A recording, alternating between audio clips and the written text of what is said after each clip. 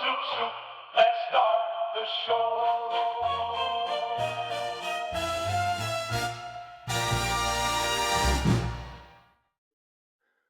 Welcome everyone.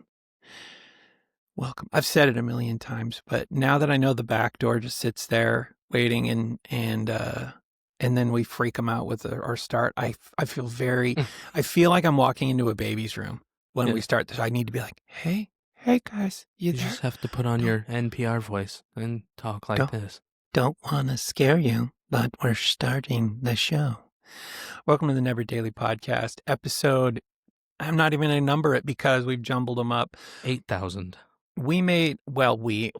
Chase had nothing to do with it. Chase used to release the show, and Chase, as everyone knows, is if he was a mechanic's tool, he'd be Snap-on. Mm-hmm. And if you're a mechanic, you know what that means. Old reliable. Chase would be like if Milwaukee, Makita, I'm not even going to say Makita. Milwaukee and Snap-on had a baby. Yeah. Bosch, Milwaukee, and Snap-on had a baby. That's Chase. Mm-hmm. Anyway, Chase used to release the show, and then I was like, don't worry about that anymore, Chase. I'll do it. I'll take that on. And then guess what happened? The show doesn't get released. The proof's in the puddings, as they say. Oh gosh. So if anyone's wondering why are there back doors aplenty, but the show hasn't really hit for a long time, that's because I'm in charge now. It's because it's Halloween and you're building suspense. Yeah, right. That's the excuse. Anyway, so this the politician week, line. Yeah, I was taking time off to spend more time with my family. This week's Halloween. That's not going to age well. And I always say that, but this week is Halloween. And so I thought, at the beginning of the week, I'm like, I need to stop being me. I need to get back on to releasing episodes. The public, all 12 of our listeners are like, what's going on? 14 right now. We gained 2. Yeah. We're growing exponentially. Oh my gosh. Well, so I got back on the bandwagon. We had stopped at 311. Great band. Mm-hmm. And so I dropped 312 the other day, and then I was like, okay, on to 313. And then I was like, oh no, we're going to drop 313, but it's like old already from our recording. And we just did a Halloween one, Halloweeny wiener. And so I jumped ahead and grabbed that one. And now that one was 313. And so the numbers are all off. That's a long-winded way of saying I can't, for the foreseeable future, tell you what episode it is because they're all a kerfuffle. Mm-hmm. But welcome to the show. I need to start with a what do they call it in news when? Is it a retraction where they have? No, a retraction is when they have to take back something they said, right? That they said that was wrong. Like, what do they call it when I guess they still got it wrong. I guess it's just called retractions. I have a retraction to make. This will be short because if you heard the last one, it's an erratum. Erratum. That means a retraction is like a big mistake. Okay. An erratum was like, oh, this was just a little bit off. Wasn't technically true, but it's not a huge deal. Okay. So I have an erratum, maybe a retraction, depending on how you feel. The other day I went hot and heavy on Mao. We all know it, and we all were here for it, and we all suffered through it. And I sort of apologize, but also I feel like it was Mao 101 because none of you have heard of Mao and the significance, right? So I'm not gonna go back into it. But I have an erratum to make. I had stated that the reason that China had released the documentation was international pressure, which was not completely accurate. But what is accurate is actually a little more crazy. And so I don't know I don't know. So I'm just going to tell you, because I was worried about it after I said it. I'm like, I need to make sure that that's right, because I want so many people to be like, oh, I should really know more about this pivotal element in history. I didn't want the foundation of that to be so incorrect that people are like, well, the introduction into why I should know about this is false. So why would I, you know? Anyway, so I did some investigation. Frank DeCotter, who I mentioned, he's written books on this and everything. And so I was inquiring as to where he got the information and why it came about. Oh, okay. Short version, China didn't suddenly just decide to become transparent about its past. So the archive material that Frank DeCotter used was made briefly, this is so wild, was made briefly accessible during a very specific and unusual political moment inside of China, mainly in the late 1990s and early 2000s, when local archives temporarily opened up due to bureaucratic reforms, academic ambitions, and inconsistent enforcement of central control. So in other words, the government sort of lost control of local archives for a bit.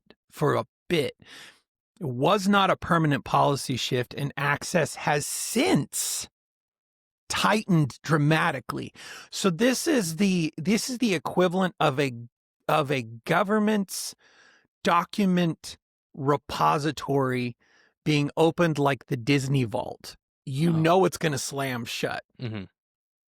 So just for a little bit of specificity here. So what ended up happening was, one of the factors was that there were decentralized archives. So what happened was Chinese provincial and municipal archives, so that'd be like your city, my city, right, operated semi-independently during this time. And I'm not even quite sure why. Why it matters, though, is local archivists released materials before Beijing realized the implications of what was happening.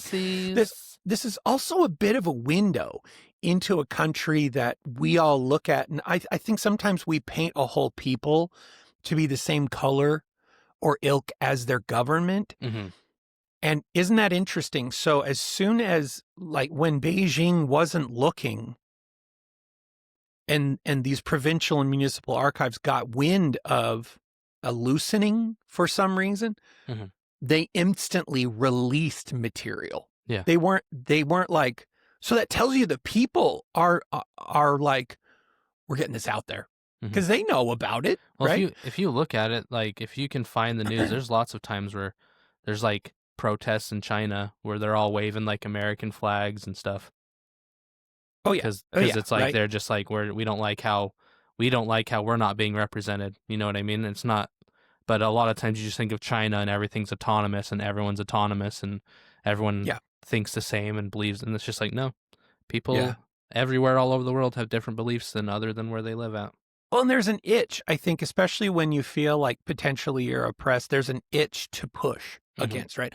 Okay, I don't want this to be belabored. I just wanted to, I want to tell you why, so that if you do look into this, you know why you're looking into it, and you know the very narrow window that happened, I think, for the good of all mankind.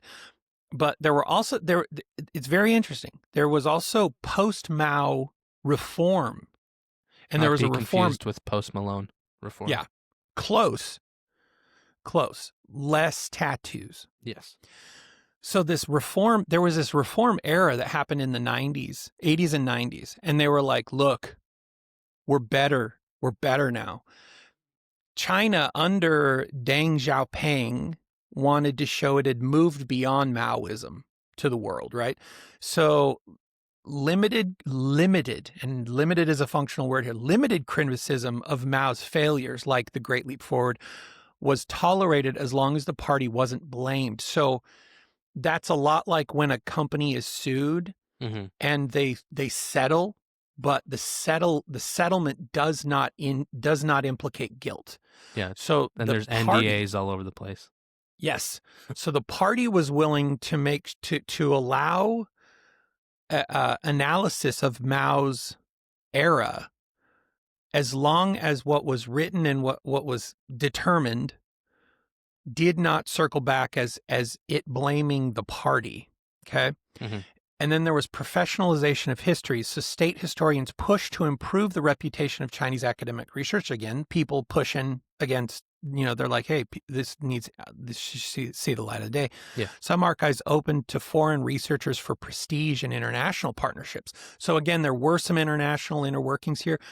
There were also poor classification controls. So many archived Communist Party records had never been fully reviewed or sanitized, i.e. things that should have been stamped with top secret weren't stamped with top secret. So researchers like Frank Decatur found raw, original sources, and then lack of coordination. So no unified policy existed for which documents were sensitive or top secret. Like local archivists sometimes didn't know they were giving access to explosive material. So I'm going to make it, I'm not going to belabor this anymore, but I just wanted to reset the foundation because I had kind of implied that, although it was an element here, that the reason that the government did it was international pressure. And that was absolutely not the fundamental reason. So the Backdoor is having a lot of fun with plays on Mao's name. Mao or later, how soon is Mao? So what I will say is if you're interested in looking into this, you can shoot me an email, info@1159media.com, and I'll send you the places where you can, because once the doors open, some people are like, we got to get it. We got to get it. We got to get it. Mm-hmm. So there are repositories where you can look at this stuff in its raw form. A lot of it's already been translated, so you don't need to know how to read Chinese. But it takes there's a couple hoops you got to jump through to get to it. So if you're not that interested in the whole thing, also there is a healthy bent on even some of the repository where it is like the way this raw, quote unquote, raw information was released was ensured that the party wasn't blamed. So there may even be a little bit of sanitization to some of it, but anyway, I can let you know where those repositories are. If you're lazy but it interests you and you were like, I'll read a book on it, check out Frank Decatur, Dikotter. He's written a couple books on it. Not to be confused with Frank DeSotter. Who's that? Well, Frank Decatur cauterizes wounds with heat, and Frank DeSotter solders things with heat. Solderizes. Yeah. And solderize, not to be confused with... We know where you're going. You don't have to say it. I don't even know where I'm going, Chase. Anyway, I just wanted to clarify that. I'd like to say every time I'm wrong, I own up to it, but I don't. Otherwise, there'd be a lot more errata. We'll ask your wife about that. Oh, don't. Please don't. Yeah, that'd be the only reason she finds out that I'm wrong. Crap.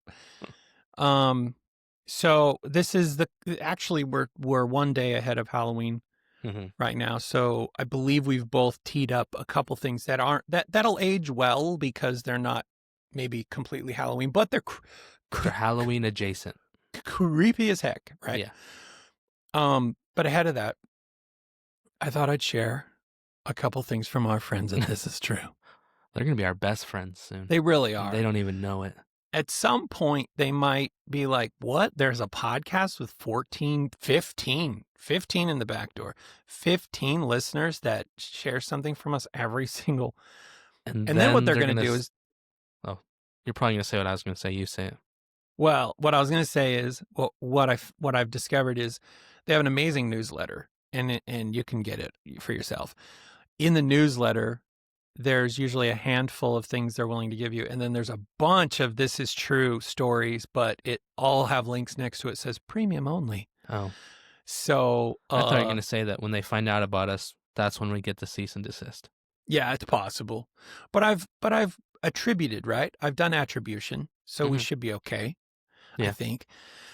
Anyway, here we go.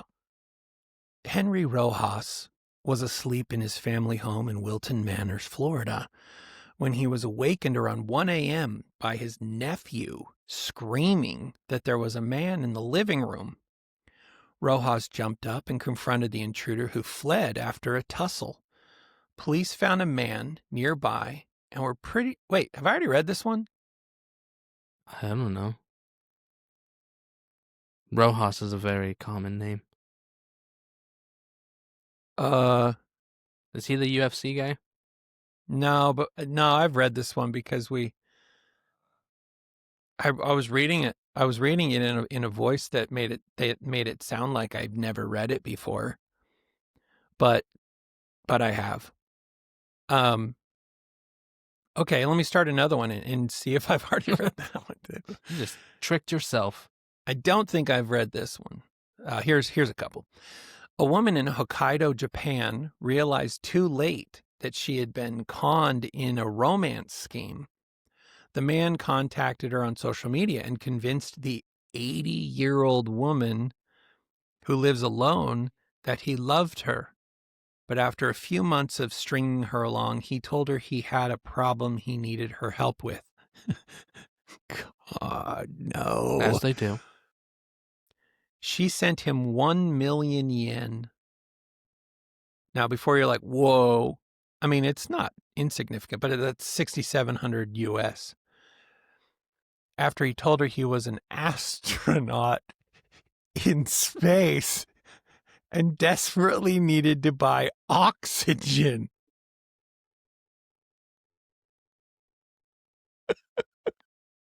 I can't. I hate people. Here's the thing. Here's the thing about that. Two things. One, what a bold, like there's 1,000 earthly things that I would say, hey, here's a pitch. Do this one. Here's a scam. This one would work. Before I'd be like, I'm out of ideas. How about something from space? What if you couldn't breathe and you're emailing people? You're like a pen pal from space. Yeah. There isn't a person on Earth, like, part 2 of my thoughts on this. You're very gullible. If, like, you can't, I need to order more air. Oh, there's a delivery service. And also you have to pay for it. I just really wish we stopped taking warnings off of things and just let natural selection do its job. Yeah. Yeah. Just do its job. It's there for a reason. Just let it happen. Like the people that desperately need their prescriptions, but valiantly follow the instructions that says do not use if seal is broken. And so they only use the pill bottle once. Yeah. Like, let those people fade out, Mm-hmm. know? Or like the people, it's like, do not use your hairdryer in bed. Just let it happen. Just let it happen. Let them use it wherever they want. In the shower, in bed, wherever they want. They can just use it. Yeah. Here's another one. 2 17-year-old Chinese teenagers identified only by their surnames. Oh, no. Wu and Tang. Are they part of the eating clan? at a Haidalo chain restaurant in Shanghai. What happened was discovered because Wu posted the footage on social media where the pair were seen climbing onto the table and peeing into the hot pot. The video went viral and public outrage followed. Haidilao apologized, saying they've replaced all the tableware at the location and completely sanitized the restaurant. They also refunded the meals served that night and added 10 times that amount in compensation to all of the 4,109 customers who ate there during the time the incident took place. That is a lot of people. Yeah. For one restaurant. Then the restaurant went after Wu and Tang, seeking over 23 million yuan. It's like 12 cents. That's a number. That's 3 million US. So they sought 23 million yuan in damages. That's 3.2 million US 3.2 million US. right now, as of today. A judge ruled in favor of Haidalau, but awarded only 2.2 million yuan, around 308,000. This must be the most expensive pee in history, a social media commenter said. Here's a fun fact. If you've ever watched Squid Games, that one, Squames. Squid Pro Quo. Yeah, I'd be watching it, and then it would show the piggy bank of money that's accruing for all the players. And every once in a while, I'd forget how much the Korean dollar is worth. And so I'd Google it, and you literally just start typing the number. It's like 106 million, whatever the denomination is. As soon as you type 106, the first, and I'm just throwing that out there. I don't know if 106 was one of the numbers, but every time I would do it, the moment I started typing the number, the first search result was conversion from that million to US. And it's like that's how many people watch Squid Game. Yeah. And Googled how much the value was. I got one more for you. 3 millennia ago, do you know how many years that was? That's 3,000. 3,000.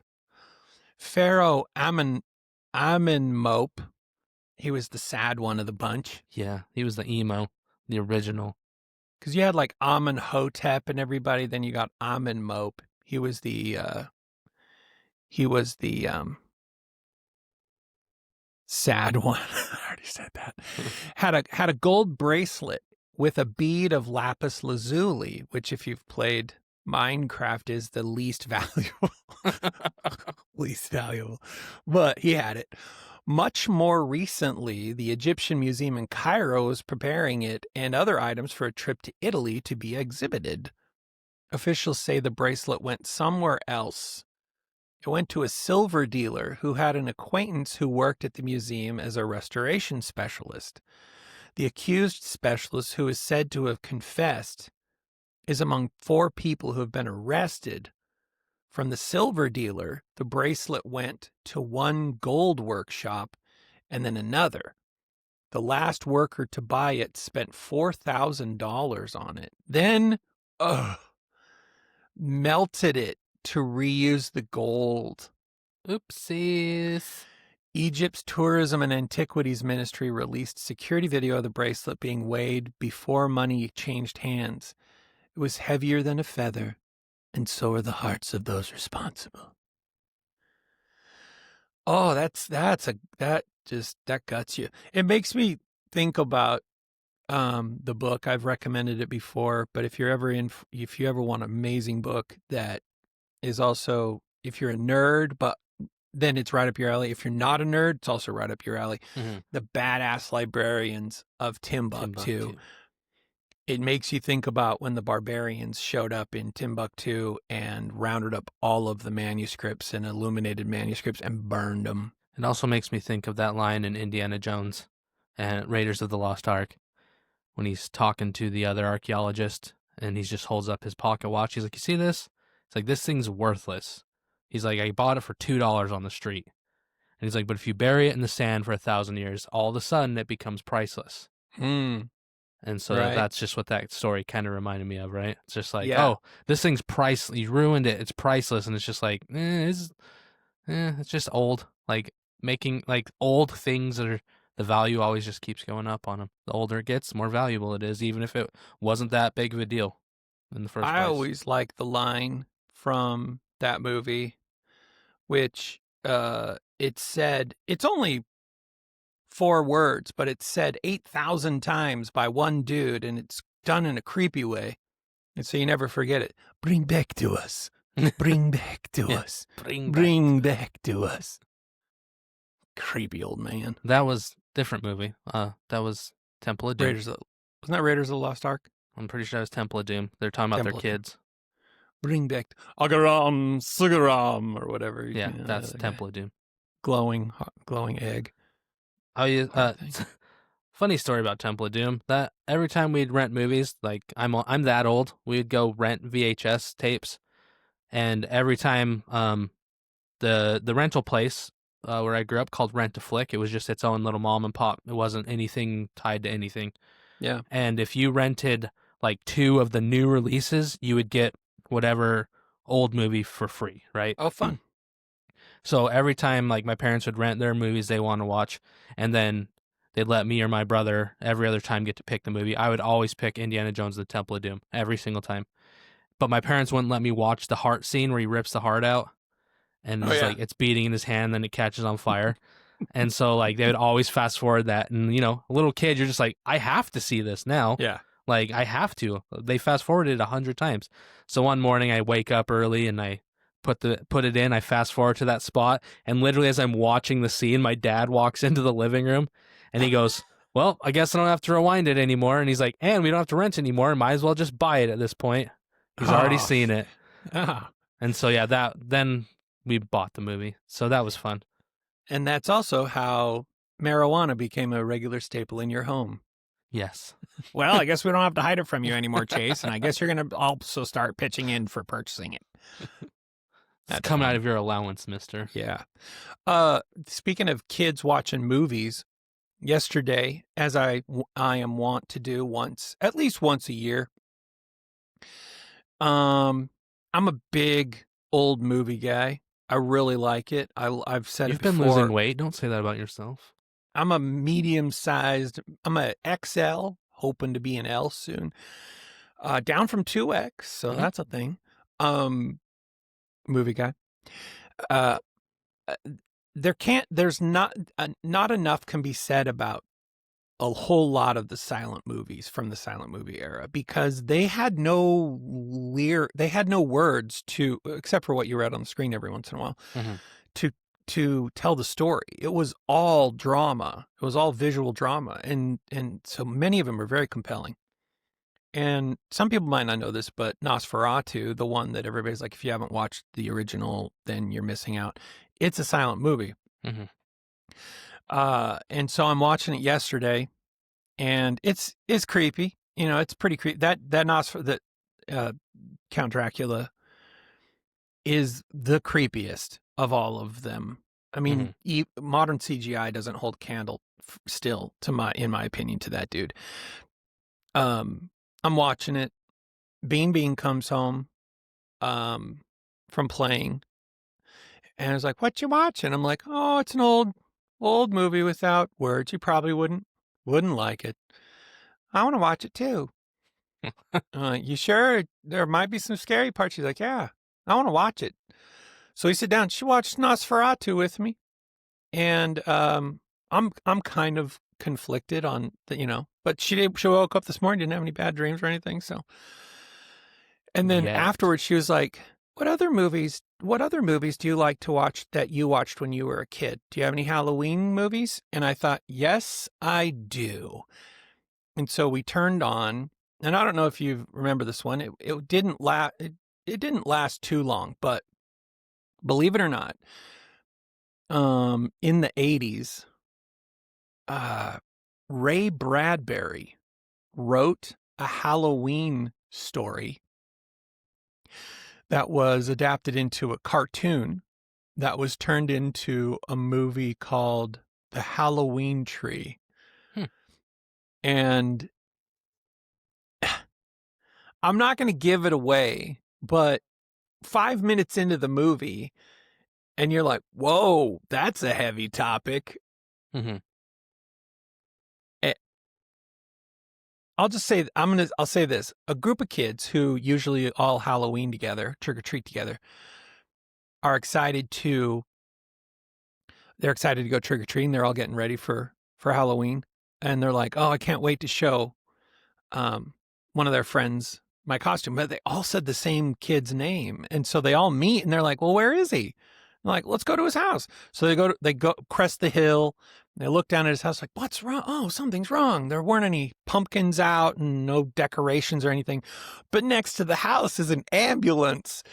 And his parents and the ambulance people are putting the kid in the ambulance. And then there's a note on the door that's like, I won't be able to do trick-or-treating with you guys. You should go ahead and just do it without me. Fast forward, they find a creepy house. They're in the house. How'd they get there? Oh, they found their friend, and he's running down a pathway, and they're like, why can we see through him? And they're like, oh, it must be a trick of the lighting. Oh, let's keep chasing him. So they chase their see-through friend, who last thing they saw was trucking away to a hospital. Mm-hmm. And then the story unfolds from there. So that's a pretty heavy topic. Like, oh, their friend died. Yeah. That's Ray Bradbury for you. One of my favorite Halloween movies when I was a kid, like it's appropriate for kids, is also Ray Bradbury, written by Ray Bradbury. Something Wicked This Way Comes. That was. Oh, dude. That's a good one, and it's like that's a really good story. Like that's just a really good story. It's a good movie. Yeah. Also, like,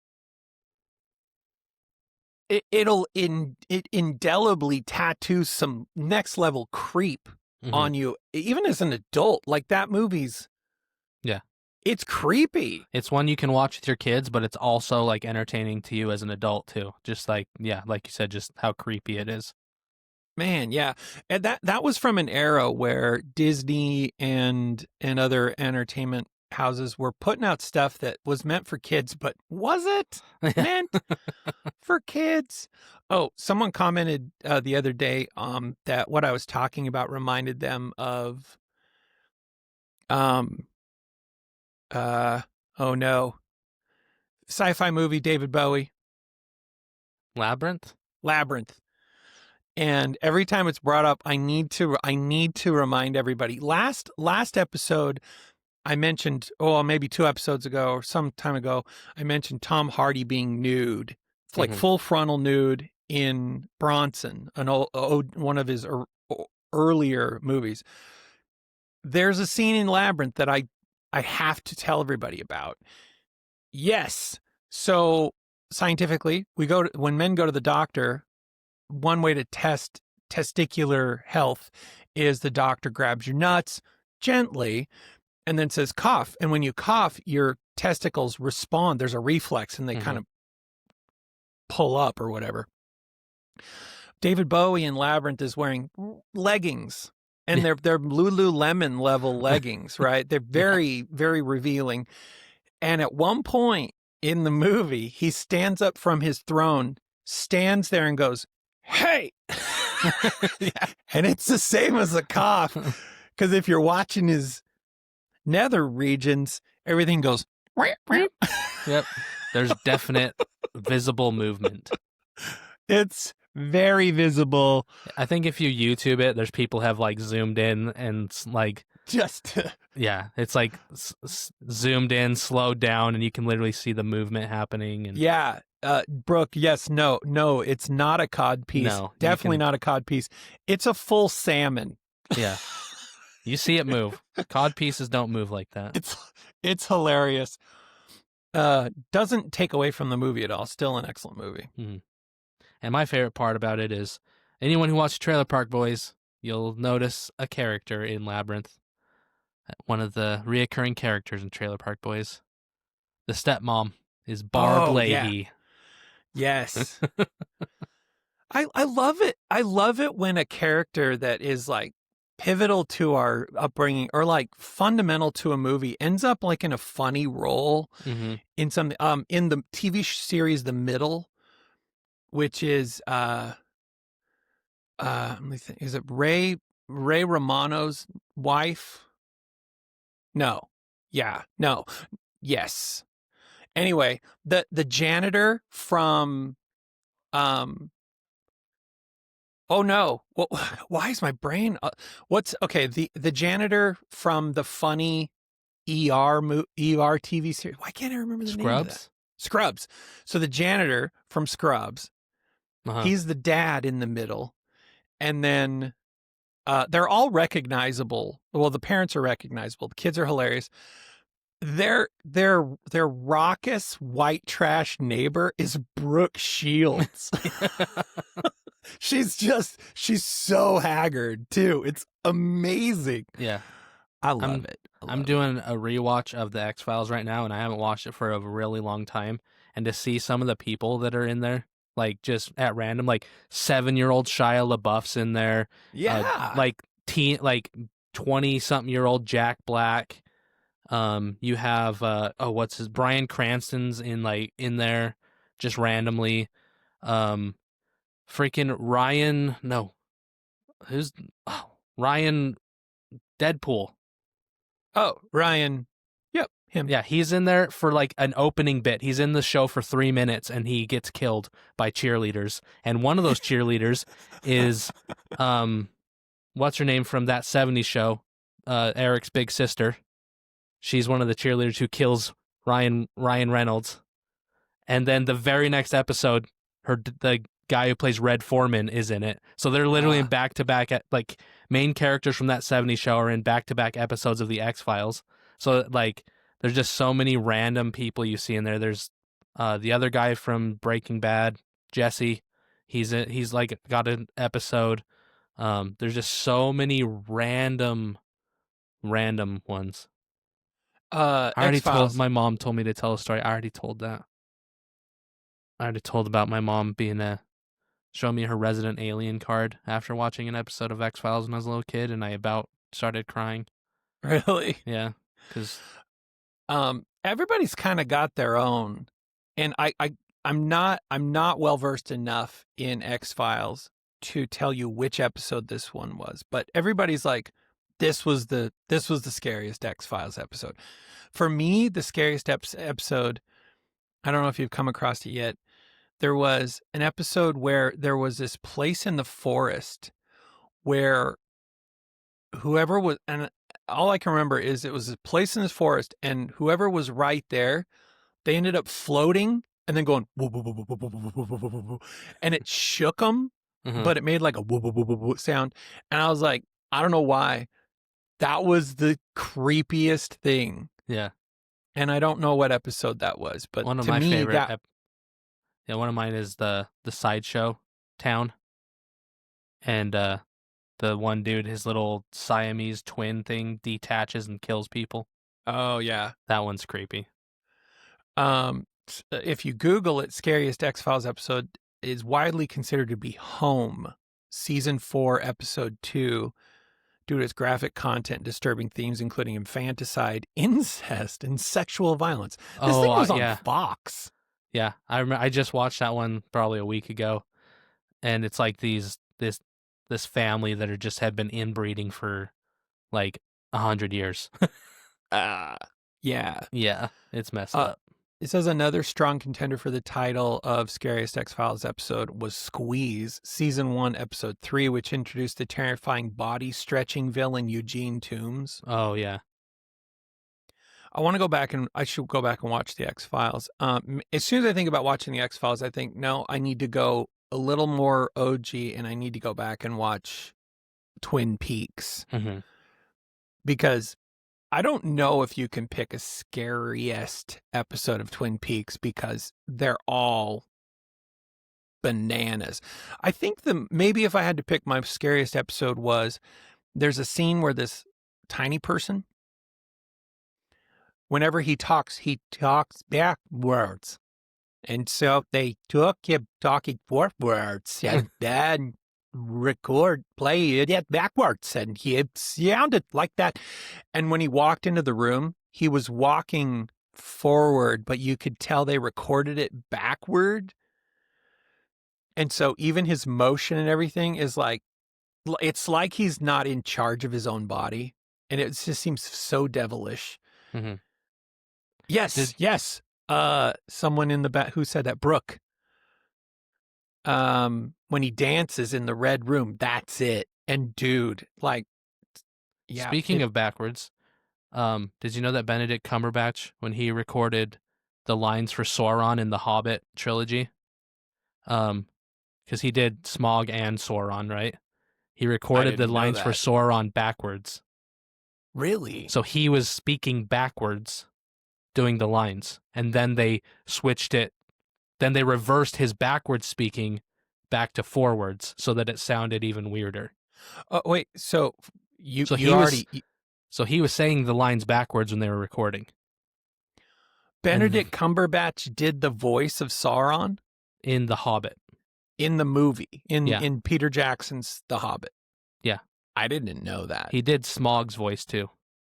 I'm Smaug. Yeah. So he did the dragon's voice, but then they also had him do like there's only a couple lines that where he read as Sauron, but yeah, they recorded them backwards. He was saying them backwards, and then they flipped it so that if that makes sense. I didn't know that. One thing I do know that's funny. Have you seen the video of? There's a very popular British TV show where a lot of American and British actors end up on it, and they all sit on a couch next to each other. Oh yeah. There's one episode. My mom watches that. It's Graham Norton show. I Graham think. Norton. Yeah. Yeah. There's one episode where Graham brings up, he's like, you did a documentary recently, and it's good, but there's a lot of people that are making fun of it because you can't say the word penguin. And then they do a super cut of him from the documentary narrating this documentary. He never says it twice the same way. Also, never says it right. He's like, the penguin. I mean, it's hilarious. If you haven't seen it, you got to watch it. He's so embarrassed. One of my favorite Graham Norton episodes is where they make the people on the couch choose in the audience who's wearing a wig. And they have one person who's wearing a wig, and they go around with this giant vacuum, and they hold it over people's hair and suck their hair up. And so there's some people that have the worst hairdos, and like there's the dude with his big old comb over, but his real hair, like it just goes whoop. And then they finally find this guy, and they suck his wig off his head with this giant vacuum. It's just it's just a funny little skit thing that they do. Graham's really good at digging up old stuff on people. Yeah. And like embarrassing. And actors tell really embarrassing stories on that show too. Mm-hmm. It's pretty funny. I'm actually kind of surprised it hasn't been canceled. The other good skit is where they have this chair and random people have to tell an interesting story, and if it's not interesting enough, he hits a button and the chair literally flips backward and dumps them out of it. So like they're sitting there like they're like terrified because they're like at any second the chair could literally flip over backwards. It's like if MXC. He doesn't like their story. Yeah. So they have to tell awesome. the most interesting story, and if he thinks it's boring, he's just like, bah, chair just flips him out of it. I have to give my gym props for a second. You just brought something up. What's the American version of MXC? The Wipeout. So I don't know how he does it, but my gym owner, the gym owner of my gym, all he has playing on the TVs are reruns of MXC and Wipeout all day long. It is so good. Like, well, I think you can watch MXC on YouTube for free. Oh, maybe that's what I think every episode is on YouTube at this point. Oh, it's so fun because, like, you know, the gym's already torture, but yeah, then you're watching other people getting tortured more than you. It's really good. Okay. What should we do Music Tuesday on Thursday? Sure. Okay. I'll start this time. Yes. I'll start this time. Yes. Today's Music Tuesday on Thursday that I'm bringing is brought to us by Brooke. Brooke from our listener, our community, Brooke. She recommended a band called Dead Man's Bones. Right, Brooke? Brooke recommended it. What? Yep, she said yep. Okay. Dead Man's Bones. And I hadn't heard of them until she recommended it. Here's a little this will tell you whether or not you're into it. And I actually really like the band. I like the vibe and everything, especially this time of year. I don't know why. It's been really on my mind to find, like, we carved pumpkins yesterday and I couldn't find a good like Spotify soundtrack to play. I'm like, you wanted to hear Monster Mash on repeat like and 1,000 times. Yeah, no, I'm not into the saccharine like the over commercialized. So what I ended up doing was I just played It's a Great Pumpkin Charlie Brown theme. Soundtrack. And it was perfect. It was perfect. It felt Halloween, but according to my kids and my wife, they were like, yeah, this feels Halloween for you, but not for us, because my kids, they weren't raised on it. So it worked for me. And I was the one doing all the carving. Are you going to drop, Brooke wants to know if you're going to drop the secret of Dead Man's Bones. I know what it is. It's Ryan Gosling. And his brother. Oh, really? Yeah, and his brother. What? Okay. Well, I was going to read the band description.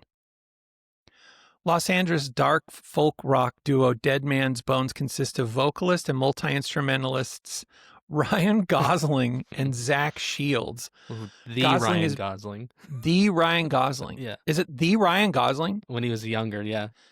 Yeah, Gosling is better known as an Academy Award-nominated actor who's appeared in films including Half Nelson, Lars and the Real Girl, and The Notebook. Which is a good movie, by the way, Lars and the Real Girl.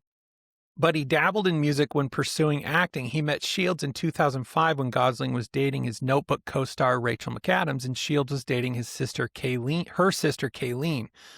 The pair bonded over their love of music, horror movies, and all things scary, and decided to create an eerie musical. Eventually, Shields and Gosling scrapped the stage production part of the project and focused on the supernaturally themed music they wrote. They included the Silver Lake Conservatory of Music's children's choir in their recordings to evoke the spirit of the Langley School's music project in their sessions, and adhered to certain rules while they were recording. Click tracks or electric guitars were forbidden. And Gosling and Shields and producer Tim Anderson had to play the instruments themselves, and which sounds like no duh, but what that means is they weren't using session musicians to come in and play the parts, which a lot of bands do. Here's a fun one, just to riff off that. The Red Hot Chili Peppers, under the song Under the Bridge, the choir in the background. Yeah. That's one of the band members' mom's church choir. Oh, really? He was like, hey, Mom, can you get your church choir down to the recording studio, like, ASAP? Oh, wow. And so they came down and sang that like the choir part in Under the Bridge. Yeah, I love history about musicians and like recording all the stories that come out of like recording an album. One of my favorites is, and it wasn't like really known until after the fact, but Billy Corgan from Smashing Pumpkins, the entire Siamese Dream album, apparently he couldn't help himself, but he ended up like re-recording, especially all the bass. Mm-hmm. Wasn't Darcy. It was Billy Corgan. Like that's I don't know. That's kind of a dick move, I think. But another thing that they were only allowed themselves only 3 takes for any performance. Dead Man's Bones music first surfaced in 2009 with homemade videos for Name in Stone and In the Room Where You Sleep. Those are names of the songs that fall. Shields and Gosling released Dead Man's Bones via Anti Records and their own Werewolf Heart imprint. The pair also planned to make videos for all the album's songs, collaborating with artists like sculptor Arthur Ganson. So anyway, I brought one, and they get, this is interesting. Dead Man's Bones has almost 400,000 monthly listeners. So it's plugging right along. Mm-hmm.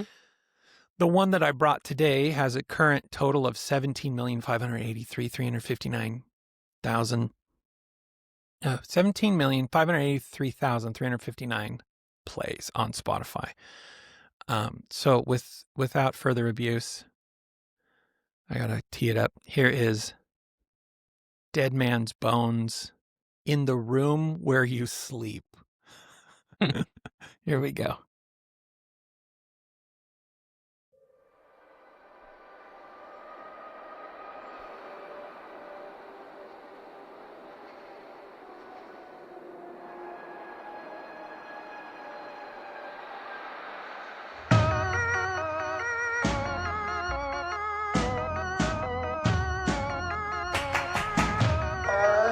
saw something sitting on your bed. I saw something touching your head in the room where you sleep, in the room where you sleep, where you sleep.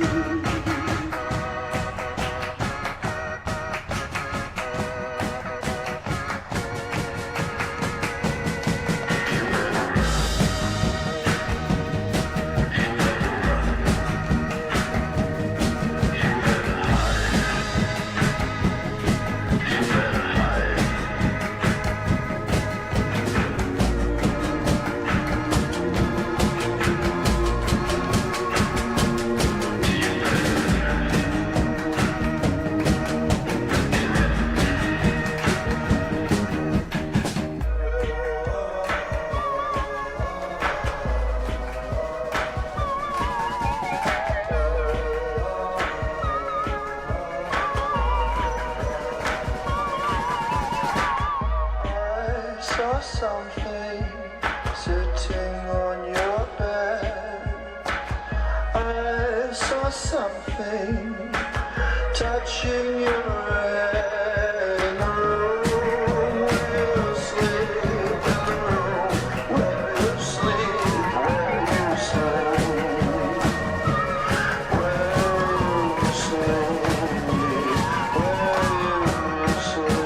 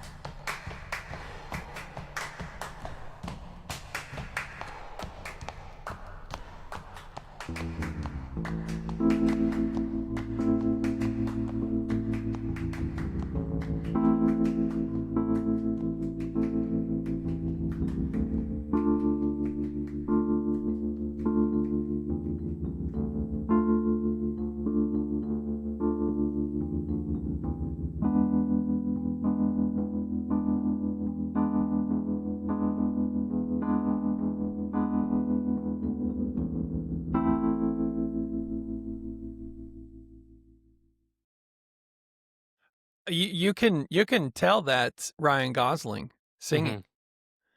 He's also, I mean, he's relatively accomplished when it comes to things of musical nature and everything. I mean, he was in friggin' Disney. I think he was in He was a the Mouseketeer. Mouseketeer. He was a Mouseketeer, yeah. And you can't be a Mouseketeer and be tone deaf, Yeah. you know. I wanted to do the jerk, the dance, but the one from the 60s to that song. Yeah. Where you're just like doing the little, put your arms over your head and just like. Yeah, the little torso shape. Yeah. It's like you're doing the worm in the air. Yeah. Vertical worm. It's very That doesn't sound vintagey, right. very vintage vibes. Yeah. Okay, next up, we have Chase's Choice, Yep. which sounds like a follow-up to Sophie's Choice. Probably just this song's probably just as depressing if you honestly listen to the lyrics. Okay. Tell us about it, Chase. So this is just one of my favorite songs. I don't think I've played a song. I played a cover of theirs on Music Tuesday, on a Thursday, on a Fridays. But this is actually going to be, this is the album right behind me. If you're watching on video, which you should be doing, brand new, Daisy, title track. So it's Daisy. That's the name of the song. That's the name of the album. That's called the title track, if you didn't know.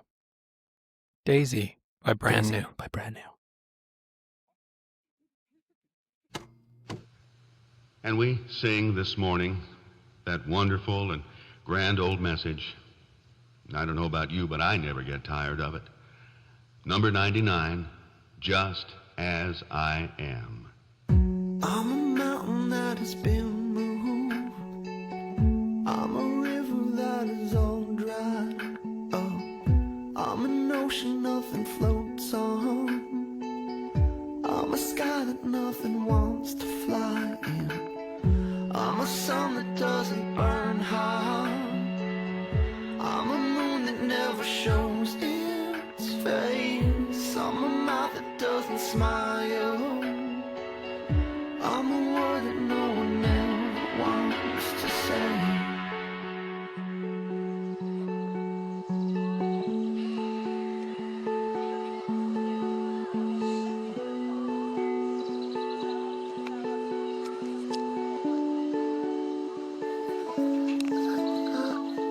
My Lundy.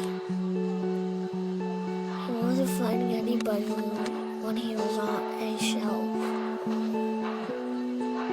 I saw him in my dream.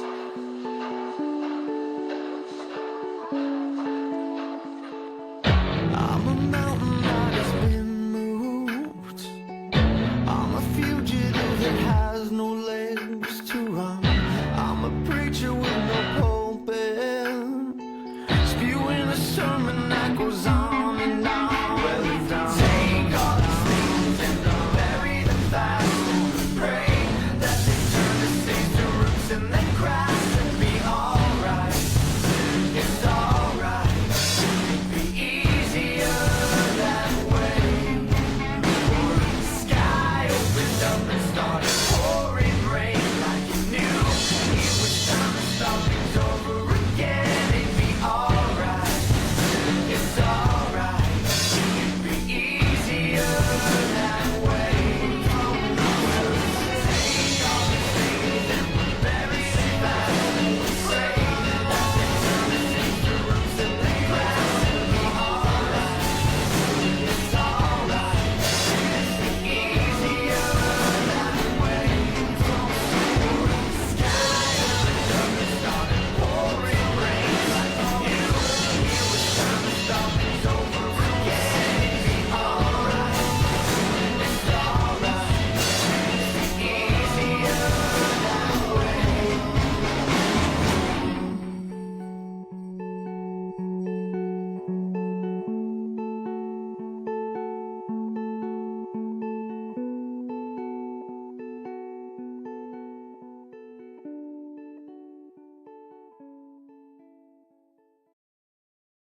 And that was Daisy by Brand New.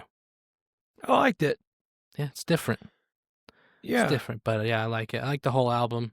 The whole album plays that way. I like the little random, like, pastor little snippets they put in, like, number 99, Just As I Am. That album has a bunch of, like, just random little snippets. It's one of those albums that tells a story, right? Like, so there's, like, stuff like that in all the songs. Yeah. And, like, it's just a good album to listen all the way through. I like that kind of thing. I like a vibey type of Mhm. album. So I guess, And- it's like, I guess you'd call it a concept album, like, because it all revolves around a concept instead of just, like, individual songs, you know what I mean? Yeah. So, Yeah. yeah, it's good stuff. Good stuff. Kind of depressing, it. but good stuff. I like depressing. I've found that a lot, like, I don't know, I guess a lot of the stuff that I've held on to over the years from being like a teenager into adult, the stuff that I'm still drawn to is sort of depressing. Yeah. So Do you listen to a lot of Morrissey? I did. I listened to a lot of the Smiths and Morrissey and Pink Floyd, and then I listened to some weird stuff. Like I was into Einstürzende Neubauten and Skinny Puppy, Black Flag. Mm-hmm. Yeah. The Good stuff. Pogues. The Pogues. Yeah. Bad Religion. So what'd you bring for your thing today? Oh, well, thanks for asking, Chase. I brought something for the curious-minded. Oh. It's a mystery from a quiet city on the eastern steppes, Steppes, which, if you know where the steppes are, that is Russia. A tale not of spies or sabotage, but of something far more insidious waiting behind the walls. Sit back as we travel to Kramatorsk in the Donetsk Oblast of the former Ukrainian SSR, where for years no detective, no doctor, no anxious family could unravel the shadow over one ordinary apartment. This, my friends, is that story. In the late 1970s, a small radioactive capsule containing the isotope cesium-137 was lost at the Karansky quarry in the Donetsk region. The device was a radioisotope source used to measure material levels. It went missing during operations, and after a week-long search, the source could not be recovered. The crushed stone and gravel from that quarry were nonetheless used in subsequent construction projects in the region. Construction commenced on a new apartment block, Building 7, on what was then Gvardetsev Kentemeretsev Street, later renamed. Inside one of the large precast concrete wall panels lay the tiny stray capsule. Unknown to contractors, unknown to residents, and unseen by any safety inspector, the source sat quietly in the wall. In the summer of 1980, the first family moved into the apartment 85 of that building, block number 7. The promise of Soviet progress gleamed in the fresh concrete and crisp wallpaper. A daughter, aged 18, occupied the largest bedroom. Her younger brother claimed the bed against the outer wall, which, unbeknownst to them, lay adjacent to the radioactive capsule concealed in the concrete panel. Months passed. Life settled into its rivers of daily routine. The children went off to school, friends visited, and the apartment looked like any other in Kramatorsk. But beneath the wallpaper and behind that wall, the capsule was quietly emitting gamma radiation. At ground level, it was estimated that the surface dose rate near the capsule would amount to approximately 1,800 Roentgen per year, a rate far higher than ambient background radiation. By 1981, the family's daughter, once bright and healthy, fell ill. Within a short span, she was diagnosed with acute leukemia. The doctors were perplexed. They offered what they could, treatment, isolation, hope. The family, stunned, buried their daughter and tried to carry on. In 1982, the son who had slept beside that wall became ill with leukemia himself. Again, the verdict echoed. Genetic predisposition or unfortunate coincidence? The apartment changed hands and the new family moved in, unaware of the danger. In the mid-1980s, 2 more young residents of that same room developed leukemia. But then word had begun to circulate. 4 teenagers over roughly 9 years all lived in or slept in that same spot, all diagnosed with aggressive leukemia. Officials initially dismissed the pattern as just happenstance. Meanwhile, a further 17 residents, visitors, neighbors, and family members associated with apartment 85 reported health complaints. Chronic fatigue, frequent illness, unexplained symptoms. The pattern unsettled doctors, but the root cause remained hidden. It was not until 1989 that the truth began to emerge. A tenant in apartment 85, frustrated by the deaths and sickness, requested a radiation inspection. A health physicist placed a Geiger counter against the wall, and the reading jumped, immediately indicating a dose rate fit not for a home, but for a radiation exclusion zone. The panel beneath the bed was determined to be the epicenter. Authorities cut out the wall panel and transferred it to the Institute for Nuclear Research in Kiev for analysis, and confirmed that the capsule was of production serial IGIC4, which was lost from the quarry in the late 1970s. It was a small cylinder, only a few millimeters across, but it was lethal. Once the source was removed, radiation levels returned to normal background across the building. The investigation concluded that the capsule had been embedded unknowingly in the concrete panel used in the apartment block's construction. In the end, it was not a curse, as many felt, wasn't genetics, as many believed, nor bad luck, as many others, or haunting, as some suspected, but a silent, glowing phantom sealed in concrete, claiming lives and waiting until at last its story was told. The losses were tragic.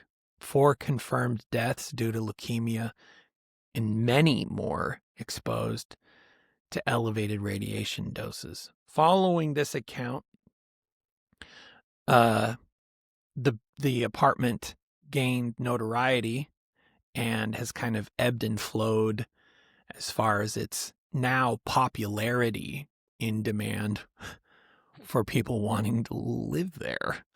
Yeah. So that's weird. That brings me to something.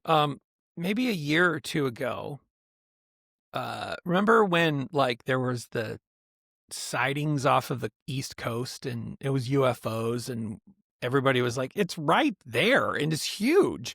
And tons of people saw it. It was car sized. Yeah. Recently,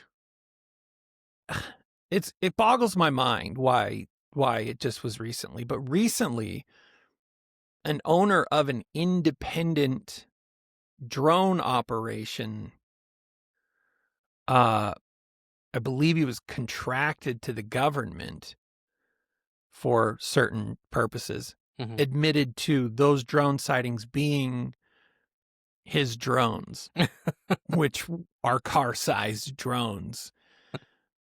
And I don't know why it just is now that we're finding out about this. Everywhere, there's no way he didn't know that the media was ablaze with the sightings. And obviously he knew it was him because he's running the drones in the same area where they're being seen. So I wonder if contractually he wasn't able to say anything maybe or something like that. But now when you circle back and you look at the responses from like the Department of Defense, where, you know, they were like, this is nothing to worry about. We know what it is. And we were like, what is it then? You know, and it became a word game because we were like, what is the UFO? And they're like, it's not a UFO. Or, you know, explain the UFO. And they're like, we can't explain the UFO because it's not one. Yeah. Like, it's annoying if you go back and look at the news responses from it. But it makes me think about around that same time, I don't know if you remember this, but there were news reports of a missing radioactive device that hit the headlines. And everybody was like, what? There's a freaking missing radioactive device? Come to find out, there's an active list that is maintained in like it's a living document, an active list of radioactive devices that are missing.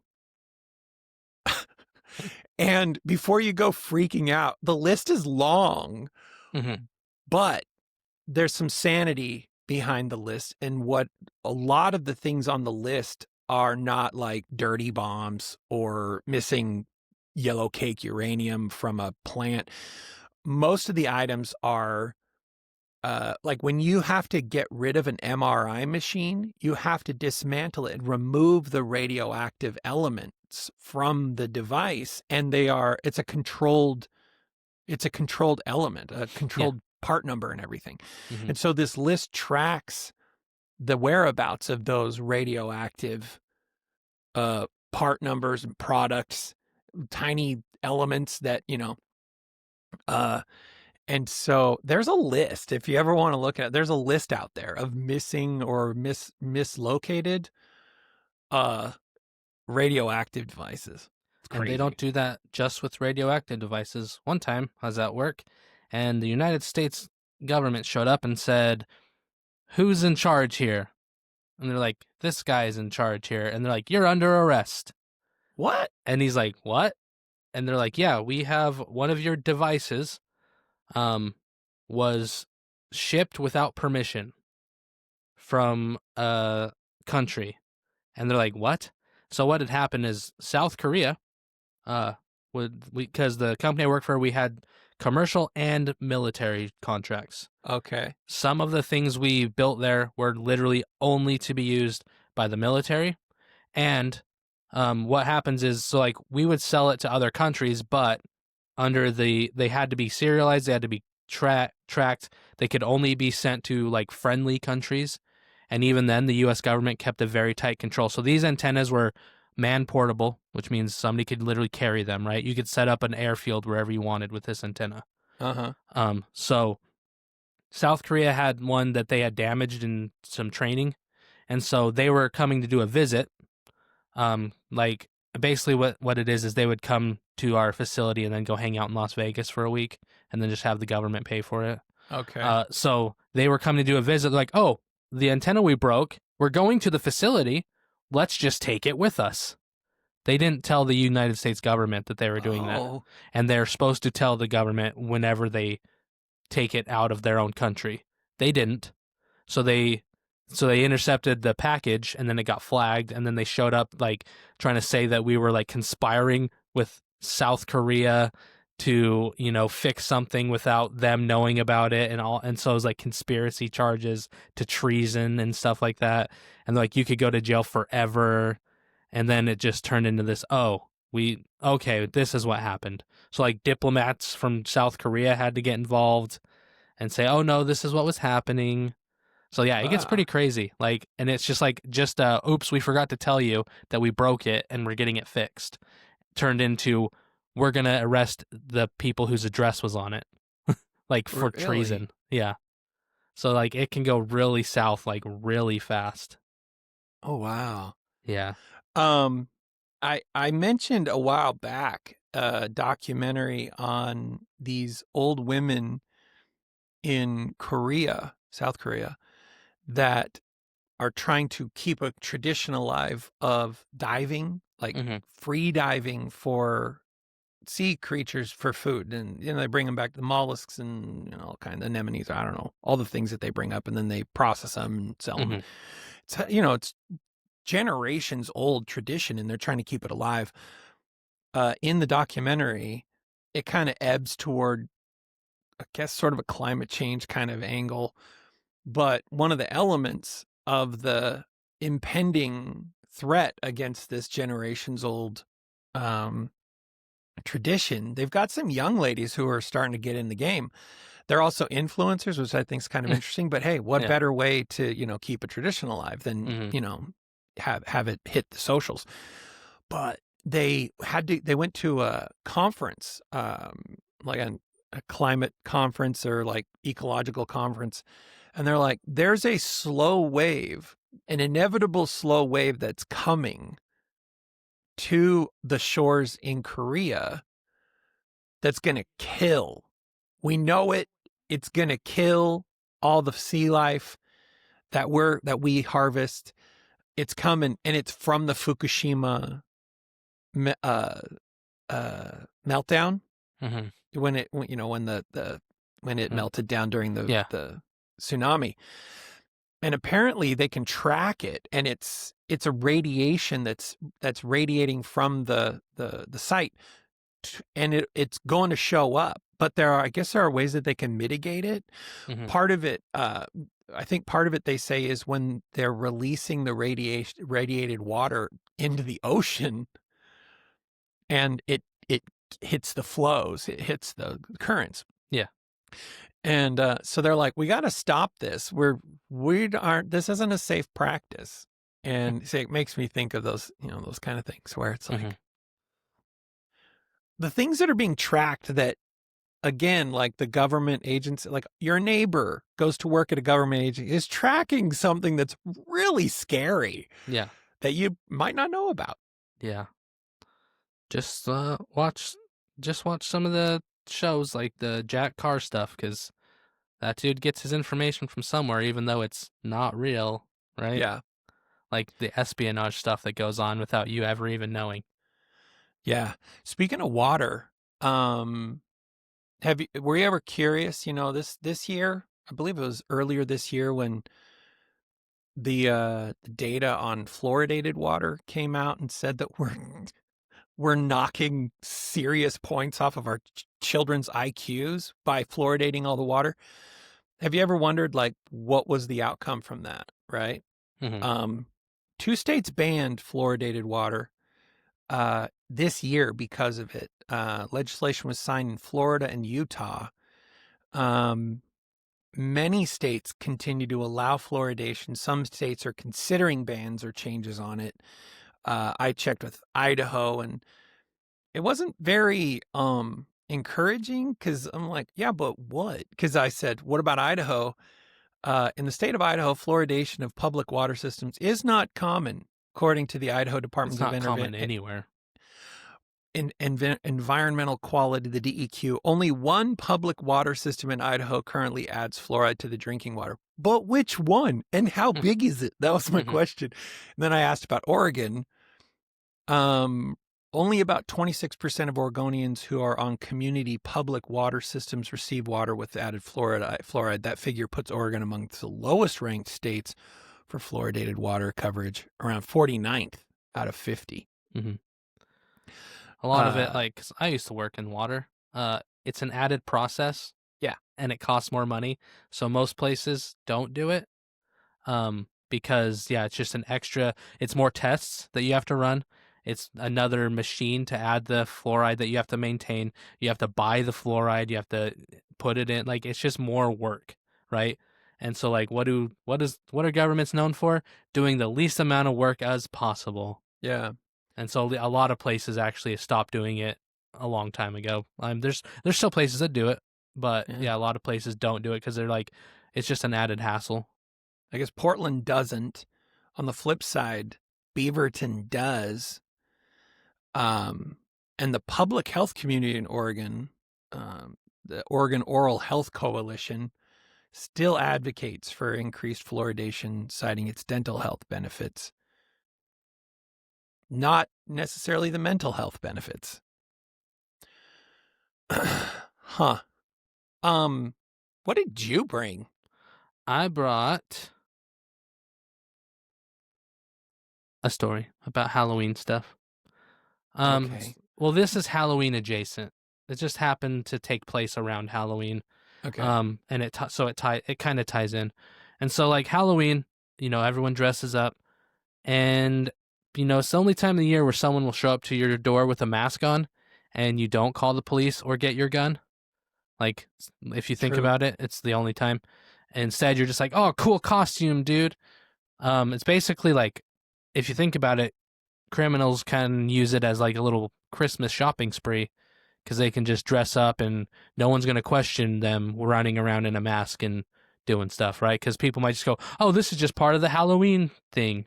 And they get a peek into your house. Yeah, and they get to look in your house, and it's just like kind of a little bit of bedlam can happen if you really think about it. So this first little story takes place in 1967, so it's been a while. In Van Nuys, Van Nuys, Van Nuys, California. So a guy named Jack Stearns is at a costume party at the Valley Country Club Apartments. And despite the fancy name, it's probably just regular apartments that are not very nice. Usually the nicer the name, the crappier the apartments, if you think about it. Because they're trying to like cover it up. Yeah. The word manor is used way too much. Yeah. In. Same thing with old folks' homes. Like the fancier the name, like the crappier of a facility it is. Yeah. So Jack is at this party with his wife, and he sees her dancing with this other dude named Kenneth. Freaking Kenneth. And I don't know what Kenneth was dressed as, but apparently his costume wasn't supposed to be guy who gets shot by jealous husband. That wasn't supposed to be his costume. So Jack pulls out a gun and shoots Kenneth, like literally just boom, pops him dead at the Halloween party in the middle of people like dancing. And when people hear the gunshot, they thought it was just part of the party. Like, oh, someone has a fake gun and they shot it off, and this is just like part of the party, and that guy going down and blood flying everywhere, like, good special effects. Woo, this is fun. And then like 5-10 minutes later, people realized that it wasn't in fact interactive horror entertainment they were experiencing, and that Jack Stearns had just committed a murder. Oh, in front of everybody. But it was one of those things like, it was minutes before people like, why isn't that guy moving? The show's over. Why isn't he breathing? Oh crap, he's dead. Oh no. So yeah, he went to jail obviously because there's like a bunch of witnesses who saw it happen. They just thought it was fake at first. So yeah, that one's fun. I mean, that happened more recently at a haunted house. Someone was actually getting murdered, and they thought it was part of the festivities. Oh, really? And someone was actually being beaten to death, and some random dude who was a concealed carrier was like, "That's real," and he shot the guy. Stopped it, but I can't remember if the person being attacked actually survived or not. But yeah, it's hard. happened multiple times. Yeah, it's confusing. It's a time. Yeah, there's too much going on in those situations to like judge all situations.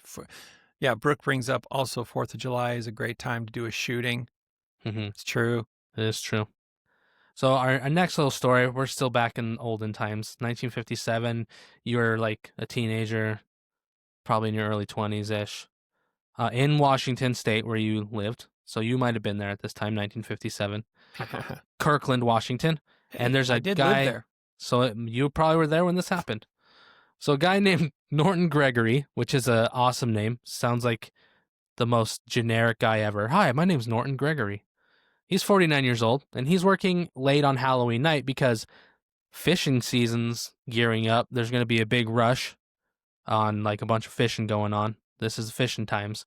So Norton's getting everything ready. He's like, doesn't like Halloween, so he's just getting his store ready. He's, getting all the stock ready. And someone just comes in and just stabs him for no reason. And they couldn't find it. Like nobody, they're like, hey, who is the suspicious characters around the area? And it was Halloween. So it's like everyone's out and about. There's people walking around at night. They're all dressed up. So it's not like, oh yeah, I saw a guy walking down the street at 8:00 at night, carrying a knife. It's like, no, I saw 30 of those guys walking down the street carrying a knife. Like, you know what I mean? Like, it's just, there's no way to question people about what they saw that night because there's just so much movement happening. Yep. So it's like perfect camouflage. So yeah, nothing, they couldn't find anything about it. So still to this day, there's probably some like 90-year-old dude walking around and got away with murder because he just did it at the right time. Yeah. Next one, 1957. Apparently 1957 was a good year for killing people around Halloween. Back in California, we're in LA. There's a dentist named Dr. Peter Fabiano. Of course. And so what happened is on Halloween night, someone shows up to his door dressed like a trick-or-treater. And it was around 10 p.m. So, but like I've had people knock on my door at 10 p.m. before back in the day, like trick-or-treaters, mostly teenagers, just trying to get free candy. But this masked person shows up and the doctor just goes, okay. And he's expecting them to say trick or treat. And instead it was a gunshot wound to the face. Jeez. And so This one, though, they actually caught, but it turns out the killer was a woman named Goldine Pizer, and she had been convinced to commit the murder by her lover, who was named Joan Rabel. So, two ladies. Joan had a huge crush on the dentist's wife, and she was convinced her lover. So it's like a weird triangle, right? Yeah, I'm trying to. Okay, It's like a weird. So it's a lesbian triangle. So the doctor's wife, she wasn't a lesbian, but she wasn't even aware. But a lady who was one of their patients had a huge like crush on her, like stalkerish level crush. Okay. So she convinced her lover to murder the doctor to kind of get him out of the way. Oh. So that she could make her move. Okay. So like really weird. But yeah, like she just convinced her lover to kill this guy so she could try to hit on his wife. And she did so on Halloween, pretending to be a trick-or-treater. So also, that's an odd flex to be like, hey, lover, I'm in love with this. I'm infatuated with this other person. Would you like to help me make it happen by ruining your life? Yes. Weird. Hey, Sam, someone's trying to get your attention in the chat. I'll do my next one while you look at that. Liz said something. I don't know what it is. It's going to be hard. So, okay. We're going to go to the next story while you're doing investigations. The guy who tried to frame Halloween for his own crime. So, here we go. This one's more recent-ish. Year 2000, which sounds really close, but it's not. It's 25 years ago. It involves a man named Paul Warner, and this was in Utah. Tried to poison his own family with Halloween candies. So remember that whole, like, back in the day, it was always like there was that scare that people were poisoning Halloween candy and then kids were eating it and dying, and that was just like a urban legend kind of thing. Well, that's what this dude tried to use that as a smokescreen to kill his own family. So he put candy in the mail, and it had been laced with cyanide, and he sent it to his own wife and daughter. And then his wife ate some and got violently ill, but survived. And luckily, she didn't let the little girl eat any of the candy. And so then Paul's like, oh my gosh, someone tried to kill my wife and kid, and must have been some random stranger doing a Halloween prank with poisoned candy. So yeah, he tried to use the actual urban legend to, kill his own family. But, they can look and see who sent packages, especially when there was security cameras in 2000. Like, oh, look, we have a picture of you dropping the package off to your own house. You're caught. So yeah, just tried to use the whole urban legend to kill his own family, which is kind of weird and not very smart if you think about it. Like, yeah. If you're going to do something, how about we don't make it be that obvious? So let's do one more and then we'll call it. I'm always frustrated by that kind of thing where it's like, didn't you think about cameras? Yeah. They're real. They exist. They take videos and pictures of you. So this one is probably the most famous one. You might have heard about it. You might have not heard about it. 1975, Greenwich, Connecticut. 15-year-old Martha Moxley was found beaten to death with a golf club in the late hours of Halloween. So she had been out trick-or-treating or just, hanging out with her friends on Halloween, including two brothers whose names were Thomas and Michael. I don't know how to say it. Skakel? Skakel. It's the Skakel. Yeah, the Skakels. So yeah, you've heard of this one. Yeah. And guess what?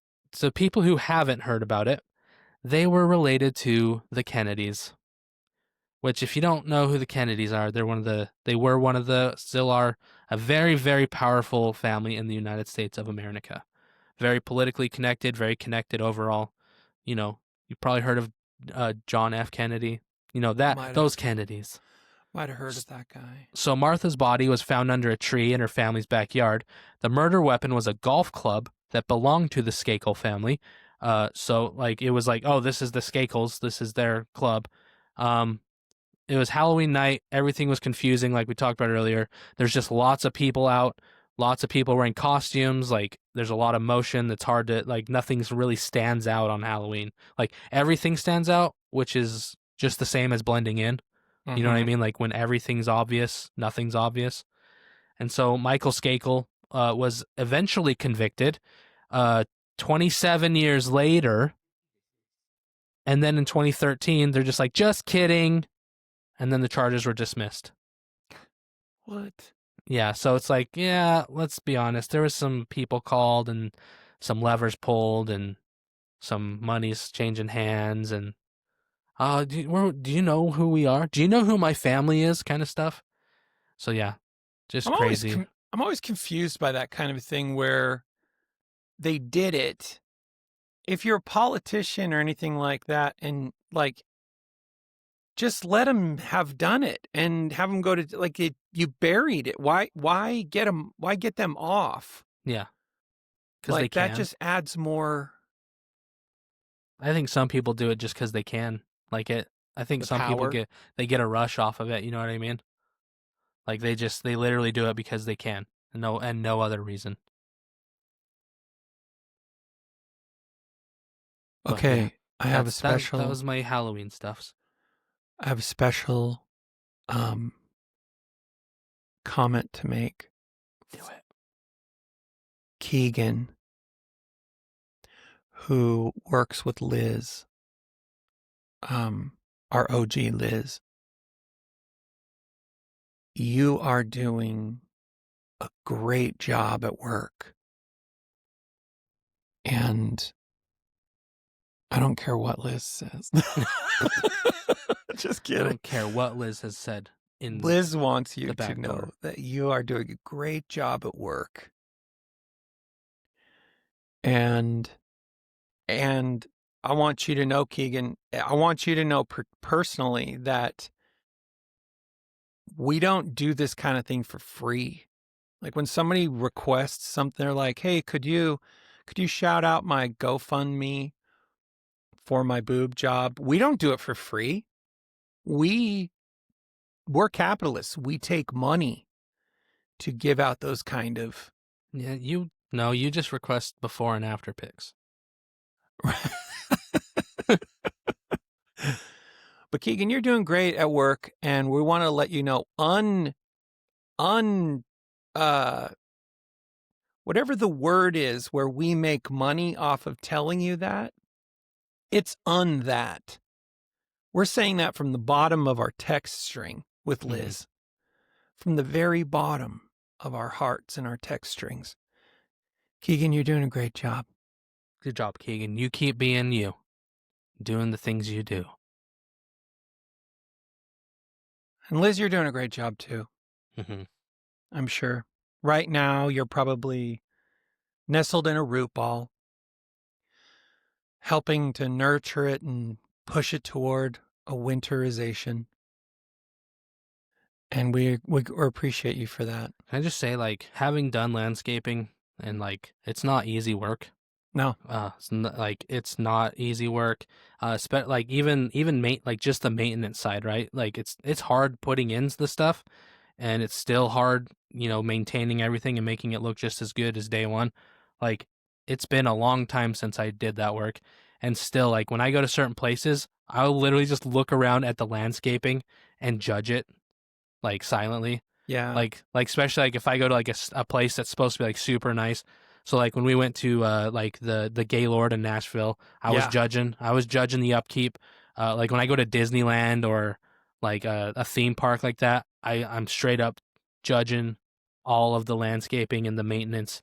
I'm like, oh, Mom, you need to weed that bed a little better. I see that this is supposed to be more magical than this. But yeah. Shout out to all the landscapers and lawn maintenance people who do a good job. I see you. I notice it. Yeah, the best part of that was you were in full bloom, no pun intended, while we were wandering around. Your autism was on full display, and the stories you told were as long and circuitous as the paths we had to take through the Gaylord. And I appreciated it all. Also, I appreciated being near your wife walking around the Gaylord, which if no one's ever been to the Gaylord, the interior of the Gaylord for acres and acres and acres is pathways that leads you through the Gaylord to shops and to your rooms and to the elevators and to the front and the back and all the sides. But imbued throughout the interior is a jungle level of flora. Mm-hmm. And your wife was like the Little Mermaid running around. She was like, look at this stuff. Isn't it neat? Here's some hens and chicks, and here's a butter and eggs plant. And then she'd be like, oh, look, a sticky willy or a sneezewort. And everything she knew all the names of the plants. She was constantly impressed by the size of the plants. I felt bad for you. Yeah, I was about to say that's because what she has to compare it to. Yeah. Yeah. But that was a lot of fun. That was a lot of fun. Mm-hmm. And then, like, we're talking, there's so much, like, dirt inside that building. Mm-hmm. Were you there when that lady tried to do the little off-roading bit in her motorized wheelchair? Yeah. And, like, just as we were getting out there to help push her out, some random dude just muscled her back onto the sidewalk. She tried to do a little off-roading on accident. She was and digging in. Yeah, she got her wheelchair stuck in the mud. I have to ask, while we were walking around, did your wife extract any clippings? No. She wanted to really bad, but she didn't have any clean cutting utensils. CSI So you have to be level. careful, and because you can get plants sick, and if you don't cut them right or your stuff's not clean, you can, like, some of those plants are very temperamental, so you got to be more careful with them. But yeah, she wanted to so bad, but also she didn't. Also, I'm a habitual rule follower, so I probably would have just been like, no, don't. I'm nervous. Stop. and then you do it, and she does it. She does it a couple times, and when you're checking out, you just blurt out, "My wife stole some of your plants." Yeah, I'd be sweating bullets, just like, okay, don't look at my bag. Don't ask to look at my bag. Like they ever even would. They wouldn't, but No. I'd be freaking out. Like, this will be the one time ever that they do it, and it'll be me. Yeah. Well, Liz is leaving. Liz has to leave and you know what? So do we. But we'll have things we'll want to talk about next time. And until then, I hope everybody has a great time. Whatever day you're listening to this, remember, we love you. Yes. The Lord loves you. When the Lord made Tikam Sala. Anyway, that's all we got. Soup, everybody. Bye, everyone. Bye.